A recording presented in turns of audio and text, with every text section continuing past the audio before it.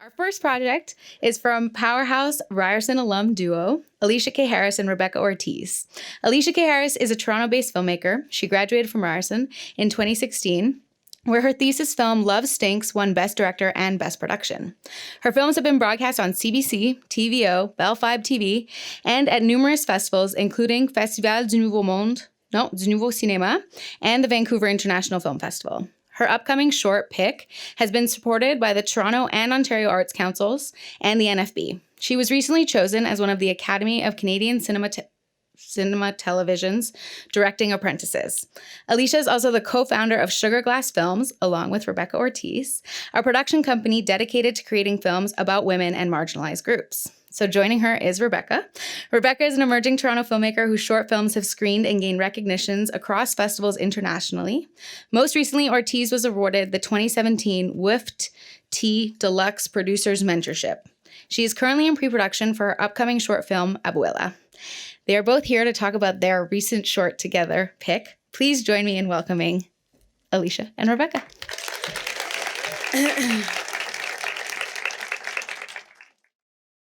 Hello, everyone. Welcome. That was just a little tidbit from our recent short that Alicia directed and wrote at Pick. Here we are. Perfect. So we are co-founders of our production company, Sugar Glass Films, which, as Bridget mentioned, is dedicated to creating films about women and marginalized groups.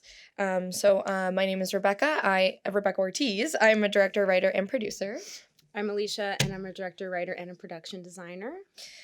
So our films have been broadcast on CBC, TVO, Bell 5, TV1, and we've screened in different festivals across the world, including Festival du Nouveau Cinéma, VIFF, and Atlantic Film Festival. And Pick is one of the three films that we've collaborated on together. We also have Love Stinks, which was broadcast on CBC last spring. And we're working on Abuela, which is a short that I'll be directing. So we always pair up, kind of switch roles, and work together to create these awesome productions. So why do we make shorts? So there are three different reasons why we think they're important. So one, it's great for building your portfolio. Two, great experience. So whether it's writing, directing, producing, working on getting finances for your film, funding for your film, applying for grants. You can get festival recognition with your shorts, growing your network. You go to these festivals, meet a lot of awesome people, which is amazing.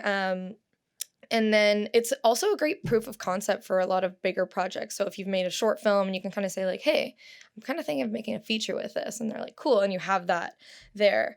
It's also great because you can challenge yourself with making stories. I mean, short films, you have a limited amount of time. And when you have that limited amount of time, it really challenges you to create something and like be really creative about it. And also, as you notice with Pick, it's a great opportunity to experiment and find your voice. So, I mean, like it's 10 minutes short, or you can even make it less. Like we've made films that are like only a minute long. And with Pick in particular, we didn't see the main character's face for a variety of reasons, stylistic choices and story-wise. And the third thing that we want to mention here is a stepping stone for larger projects. So again, feature films, web series, etc. Anything to add? You're good? Perfect. Awesome. Okay, so a little bit about the film. We wrote the first grant back in 2016, which was for Children's Peace Theater. We shot it in 2018, and we just officially finished. Yay, finally. It was inspired by my true life. It's about microaggressions and the pressure that Black women face from a young age to conform to an idea of beauty that is very Eurocentric. And when I was a kid, I got all these messages that I should change my hair and straighten it, which I did for 12 years. And then in making this film, I cut off all my hair and went back to my natural hair. And it was a very life-changing process. But yeah, so this film is like really personal to me, and I find like the more personal the project, the better, because it helps. It's almost like it wrote itself. I just kind of like wrote down actual conversations that I had. But in doing that, it also is challenging because you really have to take care of yourself throughout the process, because it's like your heart and soul is in it. So that was one of the reasons why it took so long to do. And it was also like our first really big project that we did outside of school that we raised a lot of money for. So that also took a lot of time. And as Rebecca was mentioning, a really great thing about shorts is that you can experiment. So with this film, I didn't want to show the character's face until the end because I wanted the audience to really figure out how she feels. And a lot of the times when you're experiencing microaggressions, I might not visually like react. So I really wanted the audience to be forced to empathize with the character and figure out like how she's feeling. Yeah, and it's I wouldn't necessarily do that for a feature, but it was like a great thing for a short of like, we're not going to see her face. I've also done a film with just rooms. So again, I don't know if I would do that for a feature, but shorts are a really great opportunity to like experiment with different stylistic choices. Okay, so another way that we've raised money, which is a little bit easier and there's not as many like, eligibility requirements because really anyone can do it, is corporate sponsorships and fundraisers. So we reached out to Ryerson because we went there and we basically just had a one sheet, which was like a brief visual pitch of our project. And we just went in and said, hey, we're your alumni and it's really hard to make a film outside of school. And we're going to be like playing this in a million festivals, and look, our thesis film played on CBC and it'll look really good for you guys if you help us make our first like big independent project. So it was as simple as literally finding the right people to email, following up, and then just killing the meeting. Yeah, so if you have like connections with like any sort of corporations that might be invested in what you're doing, that's like I don't want to say it's easy, but like it's, a little bit easier than writing like a 10-page grant application. That's actually the route that we're taking for our next film. We're just reaching out to like corporate people, like rich people, literally lawyers, people that have money and being like, hey, like it's a Latinx film and we're just reaching out to like Latinx rich people and being like, help us.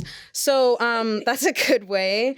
Fundraisers are really fun and you don't always have to put a lot of money in them. So for example, our first fundraiser was literally just my birthday party and I was just like, hey, I'm trying to make a film. Rebecca just like walked around with like a money thing and was like, donate. And two strangers, some of them. Yeah, literally at the bar. And we raised $600 doing that. So that cost us $0 to do. We also did a little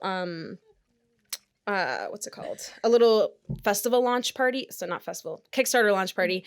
We invested some money because we had a band, but we got a free venue and then we raised $700 doing that. And Rebecca's family is like notorious garage sailors. So we raised $1,000 doing that. I don't know if anyone else is going to raise $1,000 doing a garage sale, but the Ortiz family is pretty serious. Yeah. Can reach next year.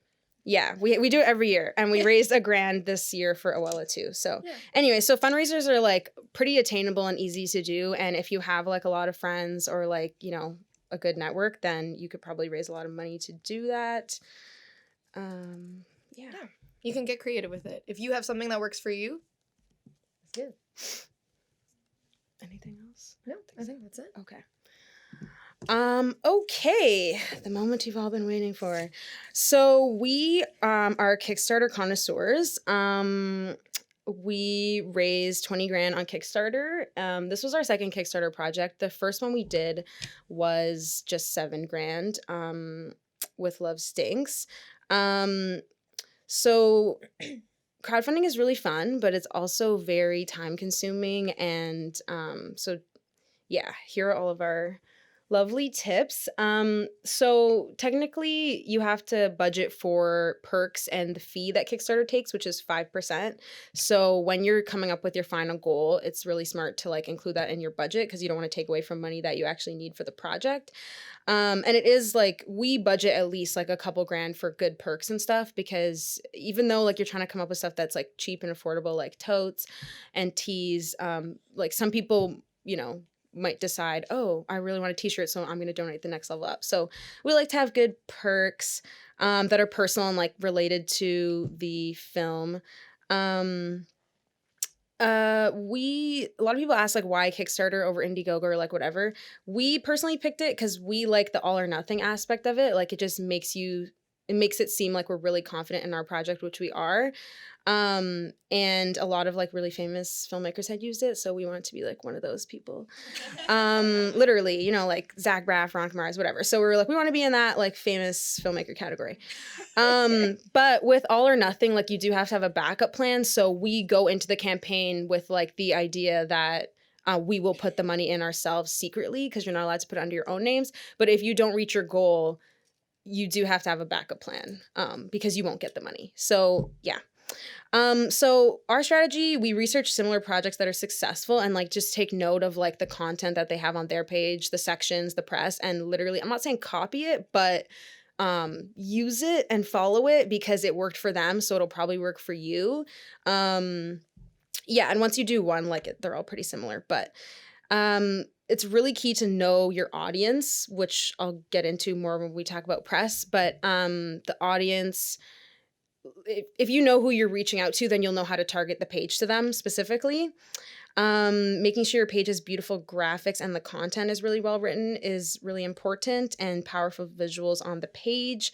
If you have powerful visuals on the page, it's giving people confidence that like your project's gonna be powerful, your project's gonna look nice. If your page is ugly and boring, you know, it's not really giving people faith in like what you can create. A short creative pitch video, which is around 2 minutes. People have really short attention spans these days, so like you don't want to make it too long. And it's really important to remember that people want to fund you, not just the project. So that's why the pitch video is like really important. And we never really do a trailer or anything. We just do a cool pitch video because like we're really precious about sharing the film before. But you don't, like, some people have done trailers though, so you could do that too. It is like really a full-time job. Like we had 3 people doing this, and it was still very tiring. Very tiring, very time consuming, which you'll see when we get into like some of the things that we did. So you really have to do it at the right time. Our first Kickstarter campaign, we like wanted to do it the day we started production on our film, which was like a bit crazy.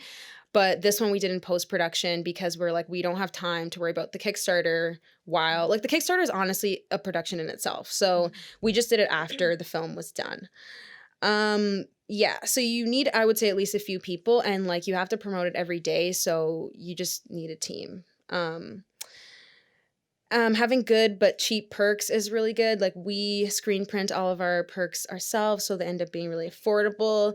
So learn how to do that. It's really easy. It's really important to have a strong start with your campaign, like as in a lot of money gets put in the beginning, because for Kickstarter's algorithms, like you have a better chance of being one of their featured projects or one of their like staff picks, which gets more people to see the page. So basically telling your friends, can you donate on the first day, or like putting in money on the first day. So with our launch party, we raised $700 and we put that in on day 1. So like, whoa, the page is already, who donated? Like, yeah. So it just makes your campaign look good if like it has a really good beginning. So outreach is really the most important part of Kickstarter, because out of like, I don't know, 100 people that see it, one person's going to donate. So you really have to reach more than your family and friends, especially if you're trying to raise like this amount of money. But more on that later. Sorry, I know I was talking really fast. There's just a lot to say about Kickstarter. Okay, so these are examples of beautiful visuals from our Kickstarter pitch video. And obviously our target audience, number 1, is Black women. So, you know, we have some beautiful Black queens in the video, and you can just watch it, obviously, if you look up our Kickstarter page. But yeah, so these are just visuals. These are some other examples of what we had on the page. Like, again, powerful stuff, like that image of Zuleika Patel. Basically, she was a girl who their school was trying to ban afros.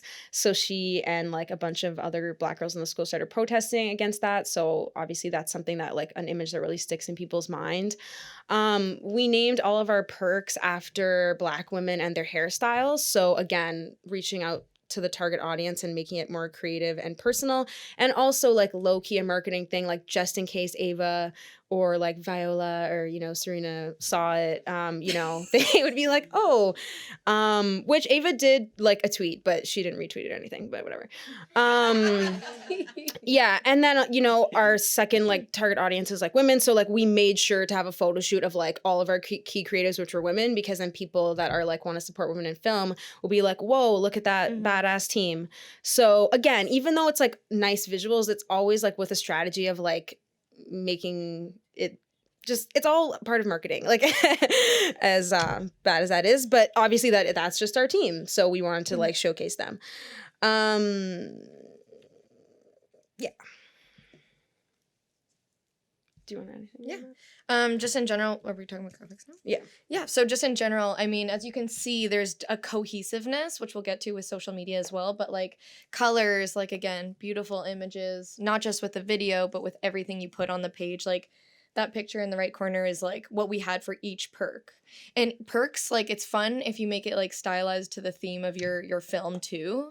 So as you can see, like Locks Like Ava DuVernay, that was like a perk name. And with Love Stinks, we did like 80s themed perk names. So get creative, get fun. People love that stuff. And they're like, sometimes they'll just choose the perk just because of the name it is, which is fun. Yeah. Okay. Outreach. So this is the most important part of the situation. So, like it's really smart in the beginning to ask your friends to share the link. Like literally we would just copy and paste the same message. Hey, and we don't ask people to donate, but we'll just say, can you share the link? And then your friends will be like, oh, I'm going to donate. So if you feel awkward about like asking people for money, then just be like, can you please share? And then like, it is actually still really helpful when people share it because you need a lot of people to see it. So like on the first couple days, we'll just spam all of our friends, just be like, hey, can you share our page? Like we really want it to get seen. And then it'll show up in people's home pages as like 15 people shared this link. So I also have a lot of contacts that are like not, you know, social media people, like my work coworkers and things like that. So we would also do email blasts to people that we have on email, just like another way of reaching people because some things get lost in social media. Reaching out to influential people on Twitter and asking them to retweet. So for example, Desmond Cole, literally I just wrote a really beautiful thing to him. Hopefully you guys know who Desmond Cole is. And like 2 seconds later, he retweeted it. So like, and then a bunch of people liked it. So just it seems like a little thing, but like we had like literally a spreadsheet of like 1 million influential people that might retweet it. And then we just asked them to retweet. We did a lot of also like more grassroots things like posters where we would have like a what is it called? A QR code. QR code. Sorry, I don't have a phone, guys. QR code and a link where basically we had like a poster that just said, better call Becky with the good hair. And then we had our link. So people were like, oh, I like Beyonce. What is that? And then they would rip off the link and then they're like, oh, maybe I'll donate to this. I mean, we didn't spend a lot of time postering because like, that's a lot of work, but we still did it. And then we always carried with us an info card about our project, which had the link, social media and all that stuff. So if we were just in conversation, because like we go to events and stuff, we would just give it to people. And reach out to a good combination of like smaller bloggers and press people. And look, we asked TIFF Next Wave to share it and they shared it. Yay! Okay, so the press situation is all about knowing your audience. So, like, we like separated our things into 3 major audience. So like Black focused blogs, influencers, people, Black hair community. And then our second one was feminist. And like women focused blogs and people and women in film. And then like the local Toronto, Scarborough, I'm from Scarborough, aspect. So how to get featured in anything, like we got into like 1 million places, but we reached out to all of those places. So I think people maybe think like, oh, they just saw our campaign. Like, no. We had like a list of like 50, I don't even know, publications. So to be successful at doing this, you have to target a person at that organization. It's way better than just emailing a general thing, and research stuff that they've actually wrote about that might be related to yours and then include that in the email to them. So we would have one general template of like information about the film, and then we would have a personalized section at the top that would be like, we saw you wrote this article about this Black hair Kickstarter, literally. And then we would link their article, and then we'd be like, so you might be interested in ours. So yeah, that's really key. And then you have to email people at least 3 times. Like, I think sometimes people are like, oh, I'm annoying people. But like, if they're annoyed, they're just not going to respond. But you really have to email people a lot. And once you get on a few places, you'll really start to build momentum. And it's really like about quantity. Like we maybe reached out to like 40 places, I don't even know. But we got on like 10. And it's way better to like, again, target a specific person with their email. So I would like sometimes look on people's Twitter pages because it might not be on their website, but some people put it on their Twitter, just like creepy stuff like that, where you sometimes find the company's email format and then just like guess the email. Yeah, you know, it's, if you can reach a person, it's way better than just emailing like a general thing. So our biggest things were these. We reached out to all those places. We got on about like 10 different publications. The only place that reached out to us was CTV News, where we got on TV, which was really amazing. But they saw us in the Toronto Star. So it was like, we still made that happen. Yeah. Yeah, perfect. Awesome. I'm just going to talk about social media briefly. So, particularly with the Kickstarter, but in general, it's great to have a social media presence. Why with the Kickstarter? Because again, Alicia was saying earlier, like you have to be present every day of your Kickstarter so people don't forget who you are, and what you're doing and why you're doing it. So, I mean, make something easy as you're at, like I think everyone knows how to do social media in general. Like it's all a part of our lives. So it's pretty simple. But you know, follow celebrities that might be interested in your page, follow all your friends, get them to follow you back. And then things that you want to post are kind of like what we were talking about earlier, is like things that relate to true stories, press or media events that you've been to. Like if you've been to a festival and you want to celebrate the team, even talk about the team. You can get creative for Pick. We had a thing called Pick Sisters, where we would like feature Black women and do what they're doing in awesome things, whether it be music or media or whichever. And then bring them on the journey with you. You want to keep them updated, like, hey, we're in post-production, or hey, we're doing this. That's more for like after. But yeah, with social media and Kickstarter, like every day you want to be like, oh, like relevant info, like look at this present story that's happening. This is why this film is still relevant, because these things are still an issue in current news. And then obviously, again, like how to post, you know, include those hashtags. I'm not a hashtag person personally, but like with film stuff, I'm like hashtag this, hashtag that, because it like really helps you get a bigger following. And then every post should have a photo. I mean, like that's obvious with Instagram, but if you have a Facebook following too, like things with just text, boring. No one wants to read it. And then again, graphics, like just keep it consistent, make everyone like, you know that if they're seeing that post, they know it's from you and what your film is about.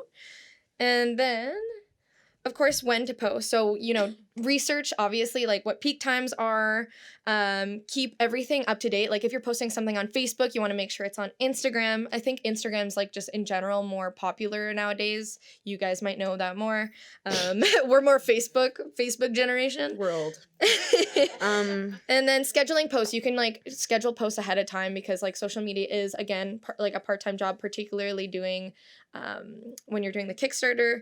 And yeah, like, and then when Kickstarter is done, again, it's just like keeping things up to date. Like people are interested in what you're doing. You know, everyone will be like, hey, so what's going on with Pick? And they know what's happening because they're going to see it probably every week. Like we post still fairly often, just to be like, hey, we did our perks. Hey, we did this. Or like, hey, you know, everything. A lot of haze. A lot of haze. Hey, friends. Anything else to add?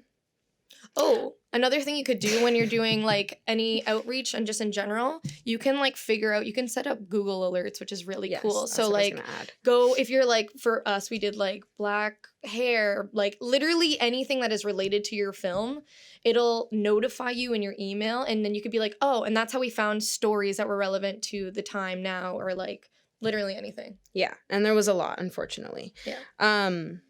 Some positive ones, but mostly negative. Okay, so finally, these are just some general tips that we have. So a lot of the reason why people don't want to do a Kickstarter because they're afraid to ask for money, but literally your whole career, you're asking for money in different ways. So you really have to get over that and just know that like you're going to make something beautiful and amazing and people might want to support it. So like really, you know, ask for money. Definitely, we apply for literally every grant that comes up, Everything. like every single one. We know all of them. We do a lot of research in that, and sometimes we'll like make up a project because there's a grant coming up. So that's like we're 3 years out of almost 2.5 years out of film school. So we're really trying to build our portfolio, and we need money to do that. So that is like a main strategy we have. Do you want to explain the next point? So setting goals for yourself on how many times you want to work creatively with whoever. Like, we work together and we love that because we see each other weekly. It inspires us. And like, it's good to get creative juices flowing. It's hard to just sit at home and like try to figure something out. So find a person, even if you're not going to be like main collaborators, just talk to someone, just meet someone every week and just like think your ideas through. It's really positive. Yeah, and have a lot of goals with deadlines, but like, don't be too hard on yourself if you don't make the deadlines. Like, we postponed this film many times, but it was just to make the film better, but we still had we have monthly goals that we try to do every month. And just know everyone has their own journey. So like, maybe you won't do like a 45K Kickstarter, but maybe you'll do an event that you raise $1,000 on, and you'll make like your first short out of school, or your first short in general if you're not in film school, blah, blah. Take a lot of breaks and make sure you have other hobbies, because film equals life, but like, it can be really, like really stressful if like film is your whole life. And if you're meant to be in the field, don't give up, because you will make it if you don't give up, and surround yourself with like good people and good vibes that will have that same mindset. Yeah, we all go through hard times. Like, I definitely have like emotional breakdowns where you're just like crying and you're like, I don't know if this is for me. If you've ever felt that way, totally normal. You're just a filmmaker. Yeah, it's just hard. You are an artist. Okay, so we don't have time for questions, but if you guys want to take our emails, we'd be happy to answer questions or meet up with you, and all that jazz. And feel free to follow our social media pages. And if you want to look at some of our work, it is on our website. And any final thoughts? No, thank you so much for being here and make listening. magic. Woo!